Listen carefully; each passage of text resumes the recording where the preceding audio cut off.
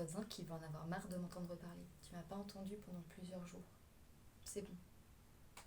Ok, je voulais donc faire une vidéo parce que j'étais sur Insta, j'aboutissais pas dans mes réponses. Et notamment, j'aimerais faire une vidéo un peu sur aujourd'hui, essayer de venir à bout de mes idées. Déjà, parce que c'est quelque chose qui manque dans ma vie. J'ai du mal à être concis, ou alors quand sinon je suis trop concis. Donc j'essaie d'aller au bout de mes idées. Let's go. Notamment, je pense que ça va être une vidéo sur l'image de soi, la perception de soi, euh, et également sur comment j'essaye d'être quelqu'un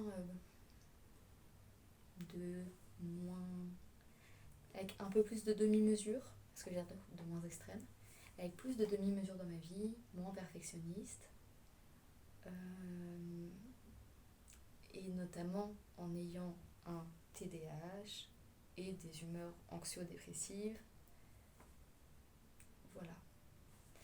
Alors aujourd'hui, j'ai vu mon tuteur de stage. Notamment, je voulais lui faire relire mon TER. Et pour moi, et je l'ai verbalisé, faire relire mon TER à quelqu'un que j'estime, dont j'ai lu le travail, et travail que je trouve excellent, pertinent, et moi montrer un travail, euh, je vais dire moyen. Quand je dis moyen, c'est, je crois que j'ai eu 13 ou 13 et demi, je sais même plus. Euh, Mon père qui était en mode Estelle, c'est une mention assez bien, c'est quasiment une mention bien, donc quand même, genre voilà. Même mon maître de stage m'a dit que c'était pas, enfin c'était grave une note correcte et que c'était pas une note enfin, horrible ou autre. Euh, Notamment parce que bah même, enfin il a été rassurant parce que j'ai vraiment verbalisé, je lui ai dit bah ouais j'ai fini, enfin j'ai vraiment été en, enfin j'ai été proie au doute durant la rédaction de mon TER, notamment parce que quand les choses me tiennent énormément à cœur, euh, j'ai souvent envie qu'elles soient parfaites. J'ai envie aussi qu'elles soient satisfaisantes. Et pendant très longtemps, euh, j'ai eu peur de décevoir les gens. Et notamment, je viens d'y penser, je sais que ça a été une peur qui a été amplifiée au lycée parce que j'avais un professeur enfin, que j'estimais, c'est du passé, et qui je pense m'estimait aussi beaucoup et peut-être attendait plus de choses de moi. Et qui a vraiment beaucoup joué sur ma confiance en moi et sur ma peur de la déception, enfin la peur de décevoir les gens, de ne pas être à la hauteur. Euh, je vais expliquer ça un peu plus après. Voilà, je suis un peu émue. Encore une fois, c'est parce que bah, c'est des trucs que je dois encore travailler dessus.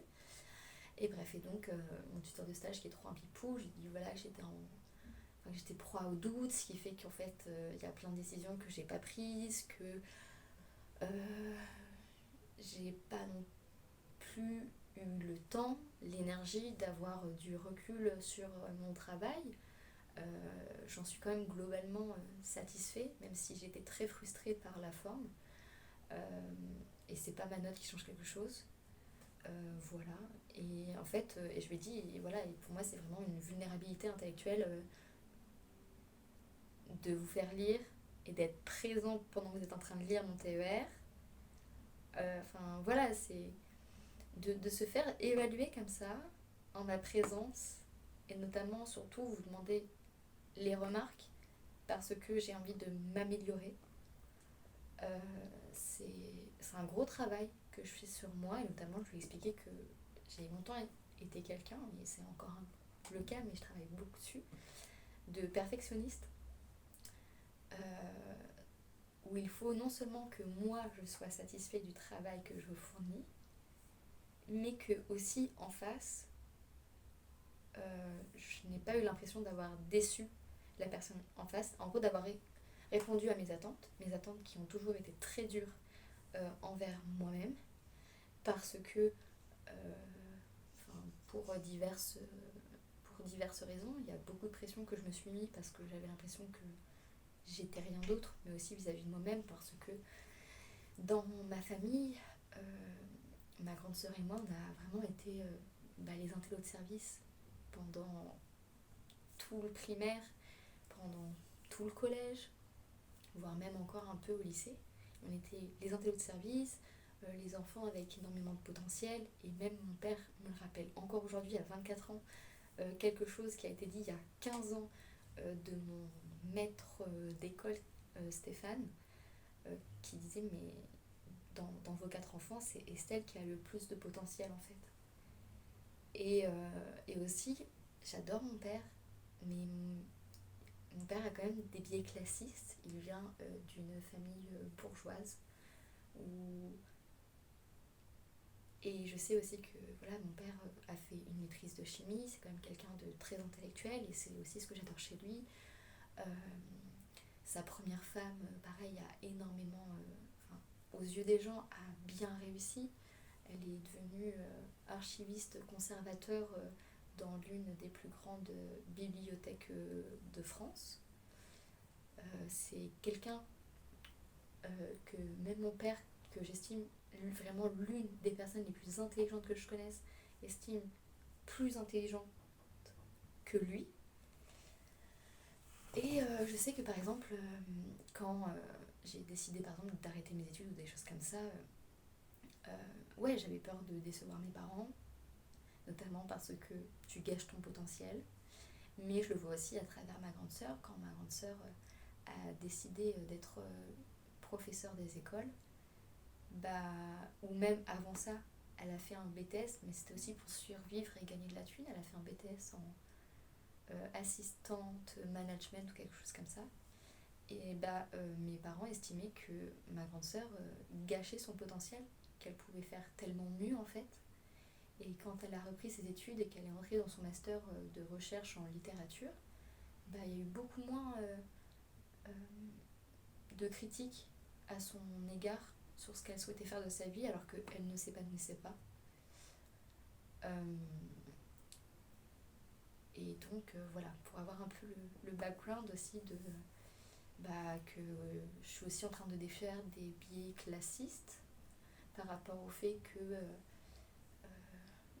même il y a pas longtemps, je suis l'élève qui dit là il y a une photo tableau, que je suis la personne qui finit quasiment tout le temps les contrôles en avance parce que j'ai une rapidité d'esprit. Enfin, des choses comme ça. Et c'est vrai que par exemple, en étant à la fac et par exemple en psychologie, où comme on en a parlé avec une tuteur de stage ce matin, j'ai pas les codes, j'ai pas la méthode. Ce qui fait qu'en fait, je suis plus la tête de classe. Et j'ai très très très longtemps été dans ma vie la tête de classe sans travailler. Là, je suis pas la tête de classe, je suis à 13 de moyenne. Et je travaille. J'étudie, je révise. Et encore, je veux dire, j'ai beaucoup de chance parce que je sais que je révise pas autant que la plupart des gens. Déjà parce que j'ai du mal à cause de mon trouble de l'attention et de l'hyperactivité. Mais aussi parce que, voilà, j'ai des troubles et jusqu'ici, hormis au point de vue anxio-dépressif, ça mentalement, intellectuellement, ça a toujours été quoi. Ouais. Et voilà, je sais que je déconstruis aussi des biais classistes sur le fait de... Par exemple, je sais que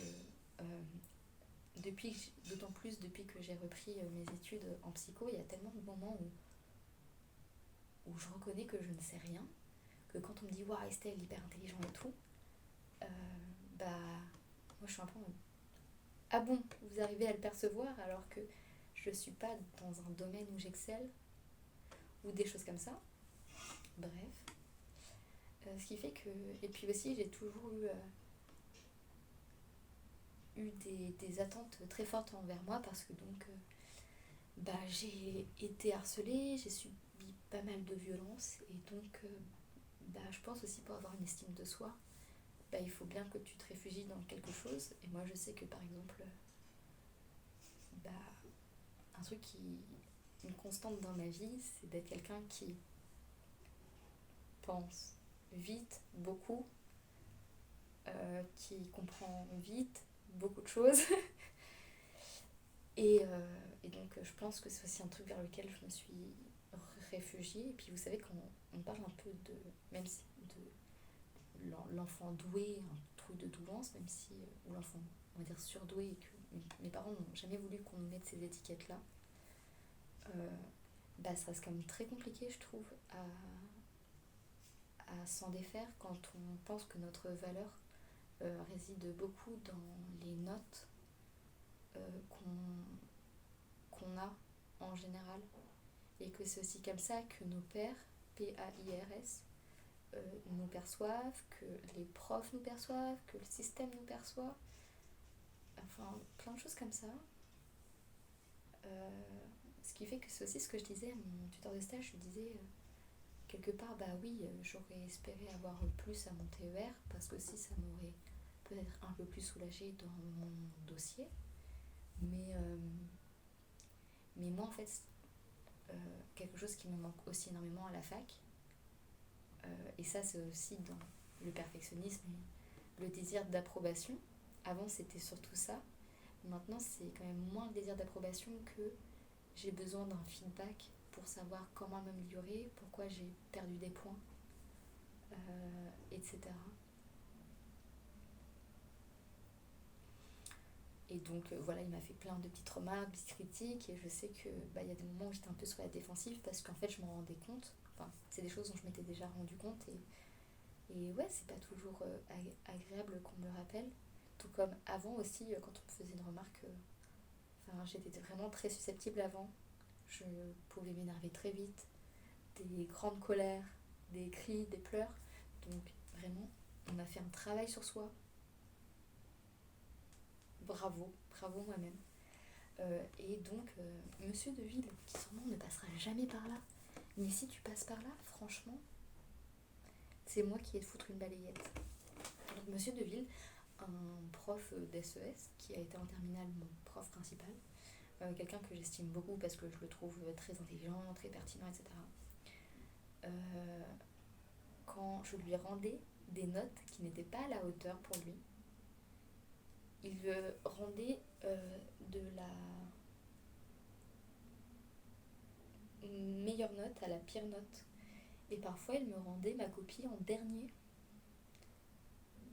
Donc, pour me faire penser que j'avais eu la pire note, que tout le monde dans la classe pense que j'ai la pire note, et il me disait, Estelle, tu me déçois énormément. Et je pouvais avoir entre 8 et 15. Je ne savais pas. J'allais le décevoir, tout comme lorsqu'on a eu la réunion parents-prof avec mon père pour savoir où m'orienter. Et moi, je disais, moi j'aime beaucoup les langues, la culture, tout ça. Et en fait, ce prof-là était... pourquoi tu fais pas Sciences Po, pourquoi tu fais pas ça, en mode t'as tellement de potentiel. Parce que je me serais pas épanouie. Je me suis pas non plus giga épanouie en LEA, mais par exemple je sais que j'étais contente de continuer le chinois, même si je l'ai pas beaucoup bossé. Pardon Madame Giletsu, pardon.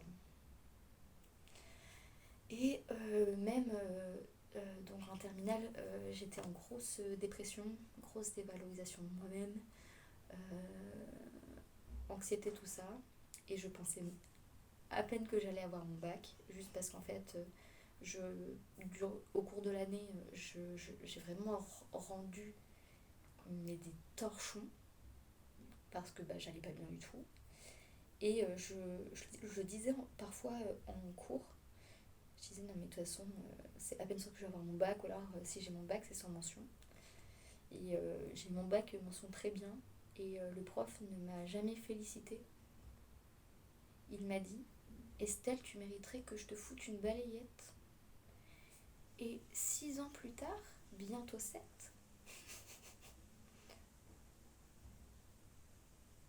non, ça fait déjà 7 ans, donc ça... Attends. Non, ça va faire 7 ans. Euh, je me rappelle encore de ça. Parce qu'en fait, j'étais en mode ouah, je déçois tout le monde. Enfin, je m'estimais déjà être une merde. J'aime trop le fait qu'on voit Janine. Je l'apprécie de plus en plus.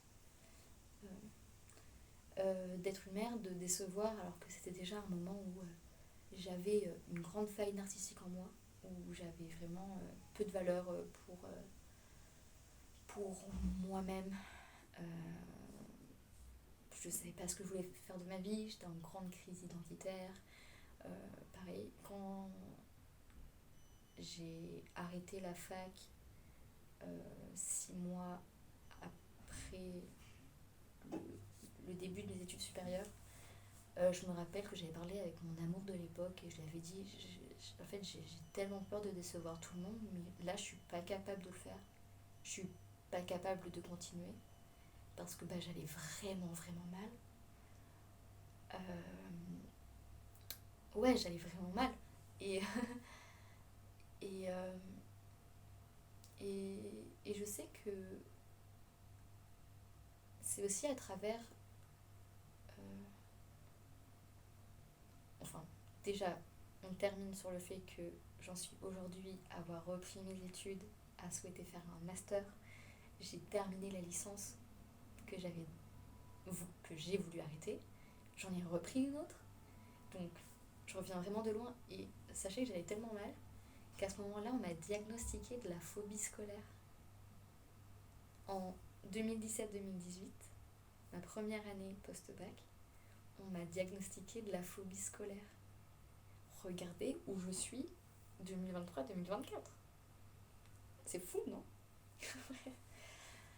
Et je reprends sur le fait que je sais que donc après, mon estime de moi s'est beaucoup fait à travers le fait de plaire, euh, à travers le fait de plaire, de séduire, notamment à travers mes amours en fait.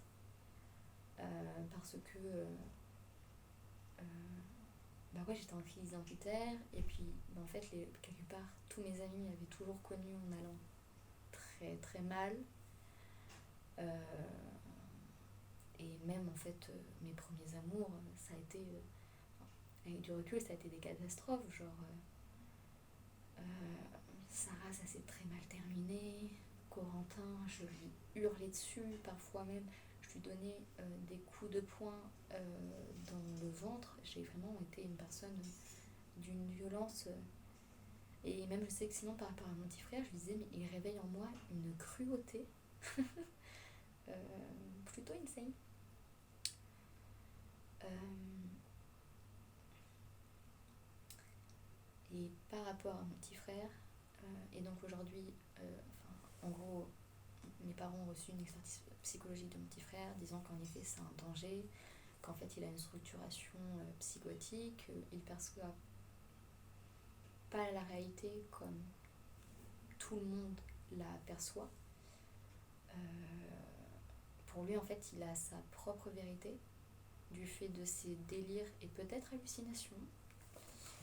Mais il n'y a pas. Enfin voilà, ce sont des hypothèses diagnostiques qui vont être confirmées ou infirmées avec des tests dans les mois à venir.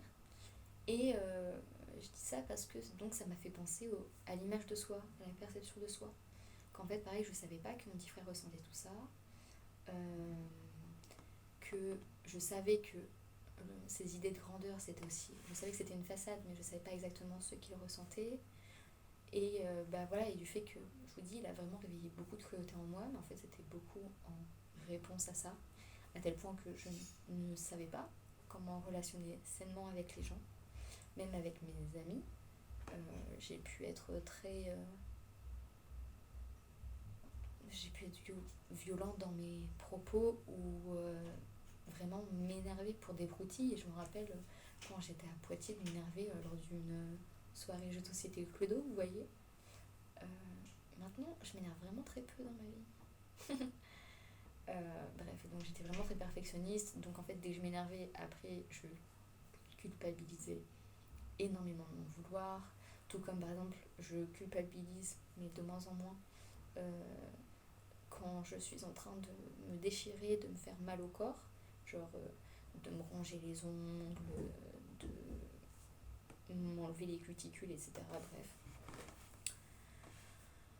Et on en arrive au fait que, avec le temps, j'ai surtout essayé de... Enfin, c'est aussi passé par mes relations, mais j'ai surtout essayé de, moi, avoir une relation avec moi-même, ok. Et il y a encore moins d'un an, non, je dirais même, à partir de quand? Je pense que j'ai eu pas mal de déclics mai-juin, où en fin de compte, les gens me disaient Estelle, t'es tellement perfectionniste que tu culpabilises de te reposer, ce qui fait que tu te reposes jamais vraiment. C'est Alix qui m'a dit ça. Et enfin d'autres personnes aussi. Ça va d'ailleurs faire bientôt 2 ans aussi que je suis en thérapie, donc je pense que ça aide. On a travaillé sur mon anxiété, sur ma perception de l'avenir, sur comment prendre soin de moi, sur la dépression, les humeurs tristes, sur les relations, sur mon TDAH depuis un an, enfin même si c'était pas tellement mon TDAH, mais une particularité et mon épuisement physique, mental, psychique, parce que c'était surtout ça. Et je voulais en venir à mon perfectionnisme. Aussi, quand on a... Donc déjà, quand on est perfectionniste, c'est compliqué. Quand on a aussi un TDAH, c'est très compliqué parce que soit on a des impulsions, et dans ce cas-là, on est en mode tout ou rien. Et on m'a aussi longtemps dit dans ma vie que je n'avais pas de demi-mesure. Aujourd'hui, je pense que c'est de moins en moins vrai. Donc, genre, je suis toujours quelqu'un qui ressent plus que la plupart des gens, qui peut être soit intensément fatigué, qui a vraiment une hypersensibilité, une hypersensorialité aussi. Mais ce que je voulais dire par là, c'est que j'ai toujours été quelqu'un de tout ou rien. Et notamment, un truc aussi, si par exemple, envie de commencer quelque chose, si je suis pas bon, bah j'arrêtais. Et j'ai fait ça avec le dessin, parfois fait ça avec des textes, la poésie, fait ça avec notamment plein de choses créatives, ou même parfois avec le sport, parce que j'ai aussi vécu du harcèlement lié au sport. C'est aussi un truc que j'essaye de renouer avec moi-même. En fait, je me suis rendu compte il y a un peu moins d'un an que j'avais en fait énormément confiance en la personne que j'étais, du fait que j'estime que je suis une bonne personne, que je suis intelligent, que je suis drôle, que je suis sympa, etc. Donc que ma capacité, que je me trouve beau dans mon corps, mais je me suis rendu compte que j'avais pas confiance en moi, dans mes compétences, notamment dans mes compétences physiques, de je sais pas, dessiner, faire des choses avec mes mains, faire des choses avec mon corps. Je me suis rendu compte que j'avais pas confiance en ça. Et en fin de compte, je me suis rendu compte que donc, en soi, ma confiance était relativement superficielle. C'est faux parce que j'aime aussi trop la personne que je suis à l'intérieur. Mais c'est encore une fois, c'était pas des choses tellement. Enfin voilà, c'est une image. Mon corps, c'est une image. Et même mon mental, c'est une image. Alors que savoir de ce que je fais avec mon corps, de me sentir fort, etc., c'est pas une image. C'est d'autant plus du ressenti, notamment du ressenti qui m'est unique, individuel. Et donc c'est un truc sur lequel je travaille, notamment en m'étirant, en faisant des légers exercices sportifs. Notamment cette année, depuis un an, j'ai un peu plus dessiné. J'ai tellement eu confiance en mes capacités de faire quelque chose que je me suis tatouée moi-même. Insane. Et il y a plein de petites choses comme ça. Et maintenant, je suis pas en mode faut que ça soit bon dès la première fois. Par exemple, pour le tatouage, je me suis dit, Estelle, ça sera sûrement pas ok dès la première fois. Il y aura sûrement plein de couacs. Et ça restera à vie, contrairement à plein de choses que tu tentes. Bah oui, par exemple, mon P il bave un peu, mon P de respire. Il y a le S qui s'efface un peu plus. Les R sont pas pareils. Enfin, des choses comme ça. Et en fin de compte, j'apprécie de plus en plus l'imperfection. Je dis pas que tout le monde devrait se tatouer soi-même pour braver son perfectionnisme. Non du tout. Mais je sais que je fais beaucoup plus de choses petit à petit. Alors bien sûr, parfois quand je suis dans des élans, je continue. Mais avant, j'étais en mode, bah non, il faudrait vraiment genre que je fasse, je sais pas, tout. Euh, Parce que déjà, initier une tâche, pour moi, c'est très compliqué. D'autant plus quand la tâche est interrompue, pour moi, c'est vraiment très très compliqué de faire des choses. Maintenant, ça va mieux. Par exemple, je disais ça tout à l'heure. euh, Avant, il fallait par exemple, je sais pas, que. Enfin, et j'aime encore ça, hein, que vraiment toutes mes tâches ménagères soient faites en même temps. Là, il y a du bazar, je suis un peu en mode ok, tant pis. Avant, je laissais traîner ma vaisselle vraiment longtemps parce que j'étais en mode bah non, je vais pas subir cette stimulation-là, tout ça. Ou alors je disais non, faut que je fasse toute ma vaisselle. Et là, j'ai pas le temps de faire toute ma vaisselle. J'ai pas l'énergie de faire toute ma vaisselle. Bah maintenant, je fais d'autant plus partie par partie. Avant, pour moi, c'était presque impensable. C'était vraiment tout ou rien. Euh, sur plein de choses comme ça, je me rends compte.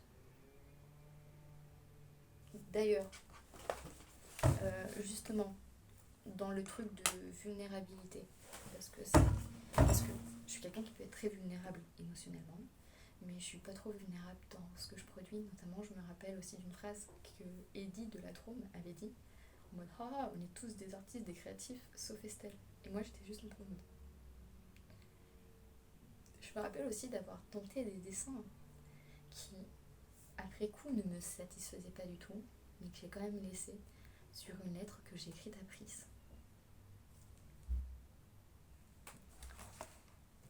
Bref, tout cela pour dire que j'ai toujours aimé un peu gribouiller. Ah oui, et pareil, je me suis aussi rendu compte que j'avais du mal à envoyer des lettres aux gens parce que je me suis dit, une fois que c'est envoyé, genre, c'est écrit, il faut que je sais pas, que t'écrives bien, sans faire de rature, que ce que tu dis, ça soit pertinent. Ce qui fait que là, j'ai enfin réussi, alors qu'il y a des lettres que j'ai écrites il y a 1 ou 2 ans, à envoyer mes lettres parce que je me suis dit, Estelle, tu les envoies, c'est ok. C'est ok. Déjà, ça fait plaisir aux gens. Tu as des timbres. Après, c'est pareil, c'est dans le truc de l'initiation et c'est vrai que j'ai tout fait d'un coup pendant que j'y pensais. Mais j'ai écrit mes lettres petit à petit. J'ai vraiment fait petit à petit. Et après, c'est vrai que j'ai tout fait d'un coup parce que je me suis dit, bah, autant optimiser la tâche. Mais ça ne veut pas dire qu'elle est parfaite. Je l'ai juste optimisé. J'ai fait, on va utiliser le moins de temps et d'énergie. On va poster toutes les lettres en même temps. Donc on va attendre qu'elles soient toutes petites à petites faites, toutes les lettres que j'avais à faire. Ce qui m'a motivée aussi, bon, déjà parce que j'avais des timbres à envoyer à mes copaines, mais aussi parce que je devais aussi récupérer de l'argent. Mais c'est pareil, c'est de l'argent que je dois récupérer genre depuis 2 ou 3 mois, facile. Genre, même j'ai envoyé à Tempérance la carte de vœux que j'avais écrite pour le nouvel an 2023. Il y a 1 mois, c'était Noël 2023. Hein. Donc voilà, c'est un peu plus, il y a plus d'1 an que je l'ai écrite. Donc je disais, je voulais vous montrer le fait que je dessine un peu plus, tout comme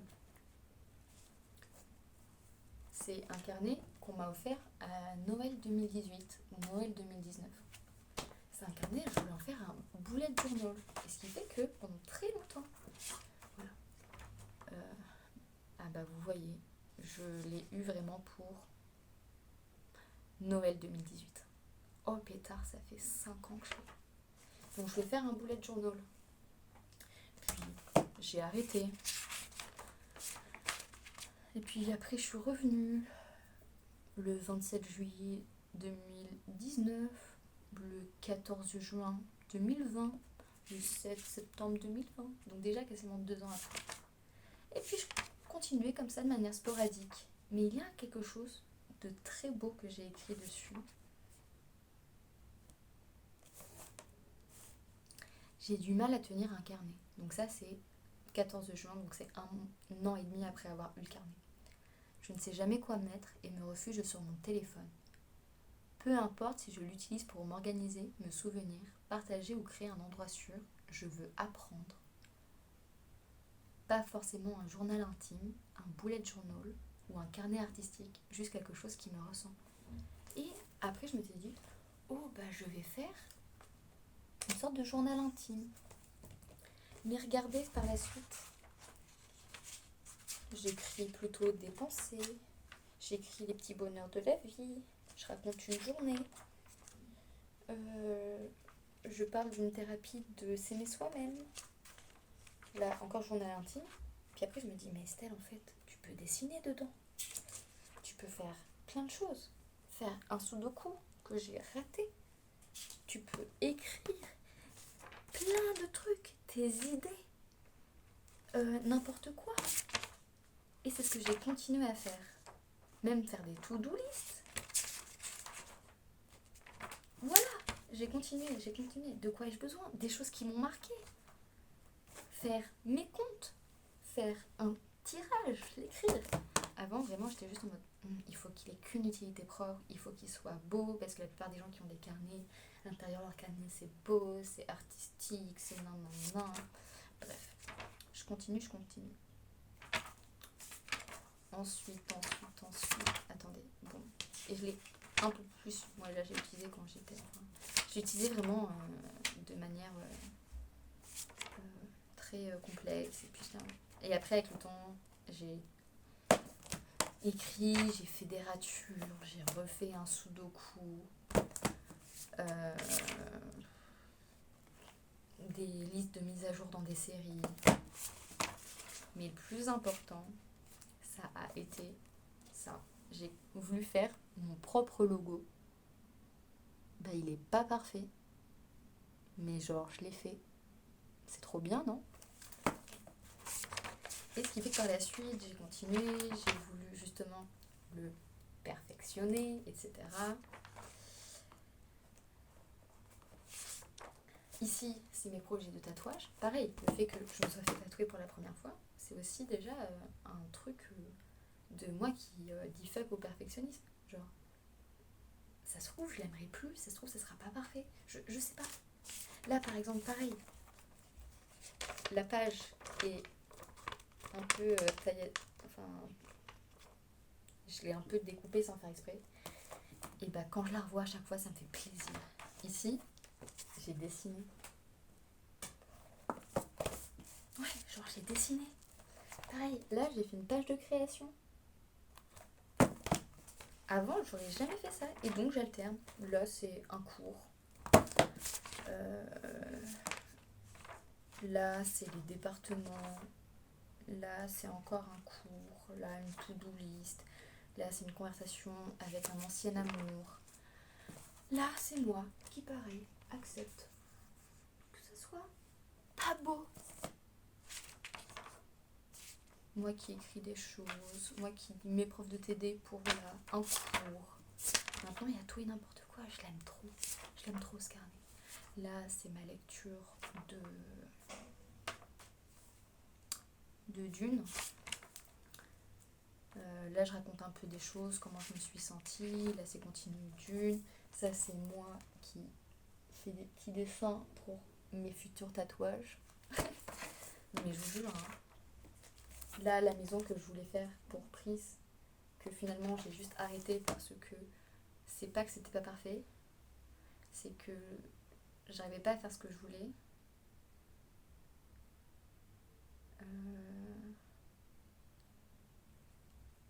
Et donc j'étais en mode non, parce qu'en fait j'avais pas utilisé la bonne matière. Et pareil, le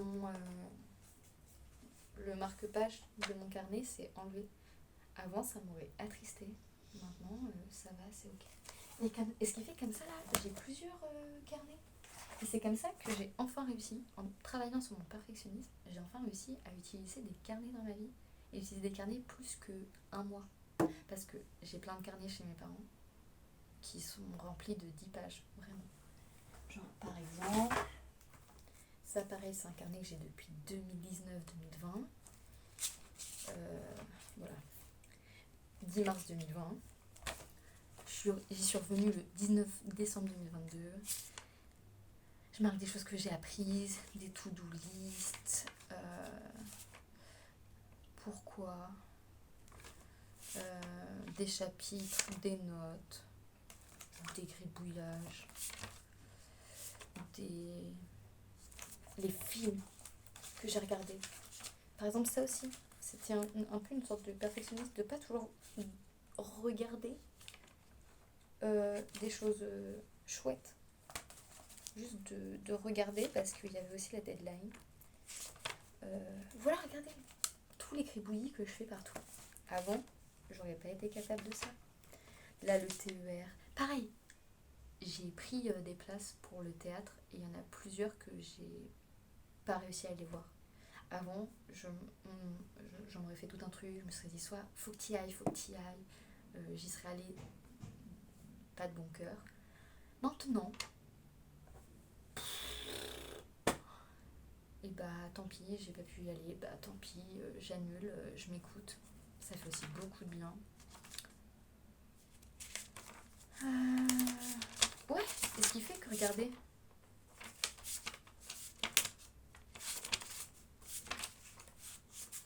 j'avance. Pendant plusieurs années, je l'ai pas utilisé, et là, je l'ai utilisé à ça. J'avance. D'ailleurs, je vais mettre à jour là. Vous faites bien de... Je vais mettre à jour. Voilà. Donc, je suis trop content. J'avance dans mes carnets. Et je suis trop content. Pas parce que je termine mes carnets. Parce que je persévère. Je continue. J'entreprends. Il n'y a pas tellement de choses à retirer de tout ça. C'est vraiment très aléatoire. Je disais que j'allais au fond de mes pensées. C'est peut-être pas sûr que je l'ai fait. Mais peut-être que ça servira à quelqu'un. Peut-être pas.